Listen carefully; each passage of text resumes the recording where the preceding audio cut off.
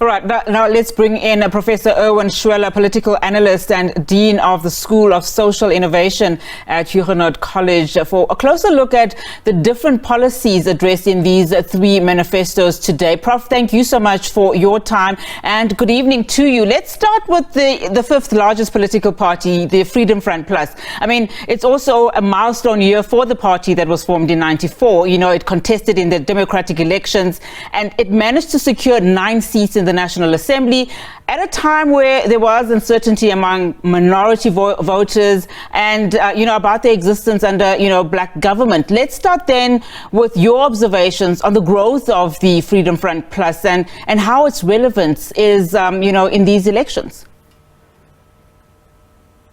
Yeah, let's say that the Freedom Front Plus since 2019 has also made some movements in terms of their approach to the ideological positions in South Africa. They were initially, of course, the Volksfront, and that had a strong bias towards Afrikaner, the protection of Afrikaner rights in the polity. And in that process, they actually started to move to become more inclusive.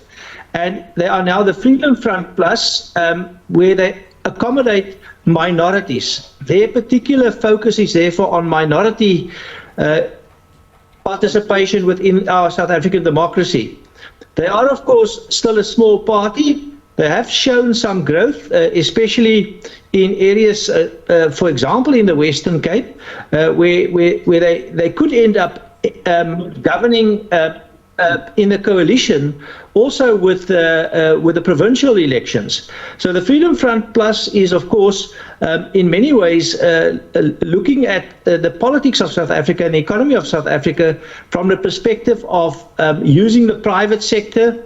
Of course, they are very much opposed to land redistribution. It doesn't suit the interests of their particular constituencies. And of course, they are strongly related to many of those things that are traditionally a part of people who think in terms of societies as constituted by groups. So in that sense, an interesting party. They have become more diverse, and they are also, of course, a part of the multi-party coalition charter. So they foresee that they will be governing in many places in future, in provincial and in national government, perhaps, as part of the multi-party coalition.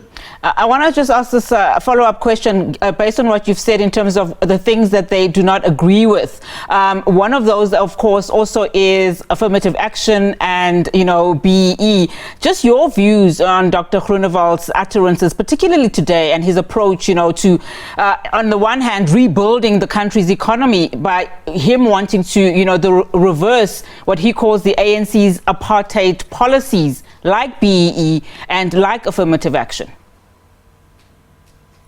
Well, there's a strong symbolism in that, of course, and it depends on where you sit is what you see. And the particular perspective from that type of reasoning is that merit should be applied. Merit will then provide in public service employment, but also in private sector employment, a base from which the economy can grow.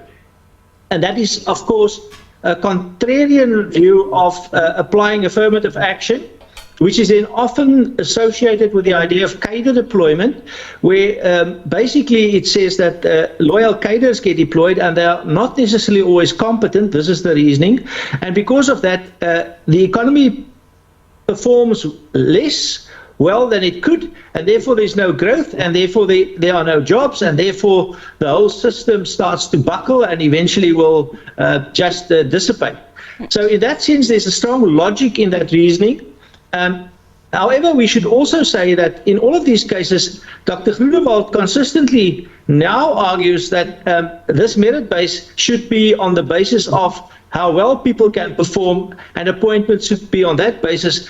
So he does not call for any form of discrimination, and that, of course, is a view which is not necessarily held by other political parties, but it's also held by most of the coalition partners that he might have, and especially also with the DA in that sense. The PAC and UDM also held their manifestos today. I want you to weigh in on just some of the things that they uttered today, and is it enough in terms of just wooing some of, their voters?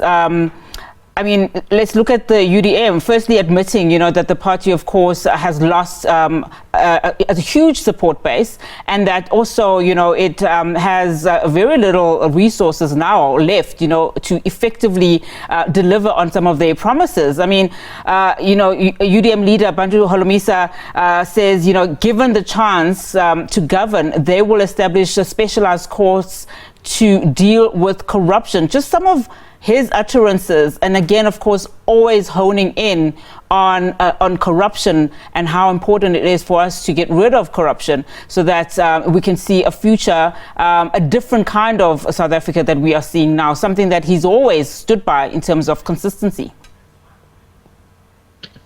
Well, in all of these cases, of course, one needs to look at what the parties stand for, but what are they also against.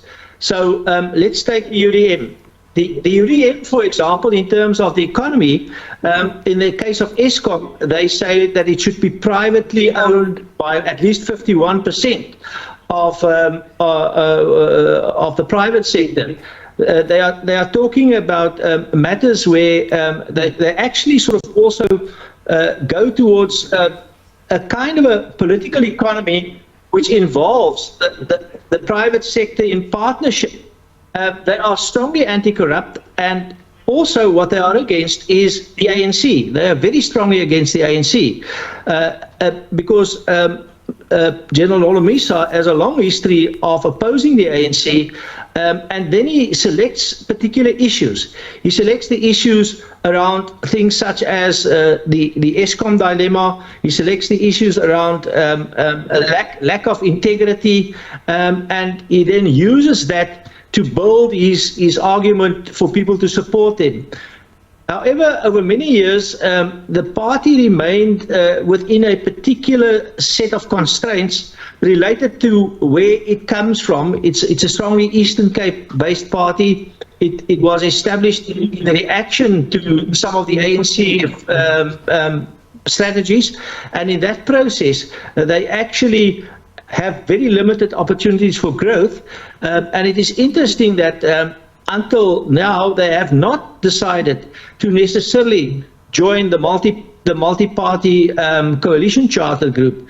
So General Holomisa is very oppositional towards the ANC. Therefore, he will use the ANC's corrupt image, and he also is very, to a large extent, pro-private sector and privatization.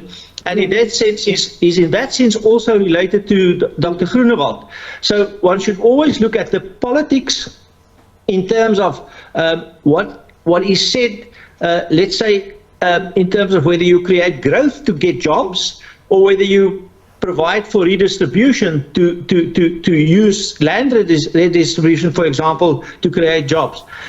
These are ideological positions depending on where people stand and what they see from where they actually formulate their particular viewpoints. Yeah. If you want me to say something about the PAC now, I can do that, but maybe you should prompt me with a question. Yeah, Prof. I mean, as we wrap the conversation, just very briefly about the PAC. I mean, this is a 1 percentile party, just in terms of their promises and their policies. They obviously want to woo supporters and also possibly political allies as they go into, these elections.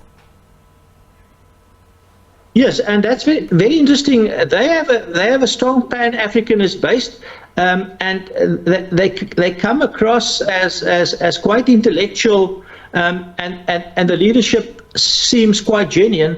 However, they've never been able, in opposition once again to the ANC, who also has a strong Africanist approach, although more modern ideas as well, and the PAC. In many ways, although it sounds as if they will include anybody who subscribes to the values of Pan-Africanism, I would ask if I would subscribe to the values of Pan-Africanism, would I be very welcome in the PAC? So it seems to be something which is driving along a unified type of approach. But in for example, the pictures that we can see on the screen, the Freedom Front has a more diverse audience than the PAC. So in that sense, it's a difficult sort of approach to understand, because it seems to be that if you associate with the values, then you can be part of the Pan-Africanist movement. But unfortunately, it also does not turn out in that way. There seems to be contradictions in what is said in a very idealistic way. But what actually then plays out in reality is not a very inclusive, welcoming situation. There are strong values held in terms of what the court should look like, whether the constitution is legitimate and legal. And then this whole idea of what really is Pan-Africanism. Is it, for example, completely non-racial? Yeah. Prof, very important insights, and thank you so much for your time unpacking, of course, these very important manifestos that we saw today. Professor Erwin Schwella, thank you so much for your time. Of course, we continue to give you analysis on all these manifestos, as you've heard there, the professor having to unpack so many of those, political manifestos that we saw today in such a short space of time. But we'll continue just to give you some of the analysis around these policies that are being made.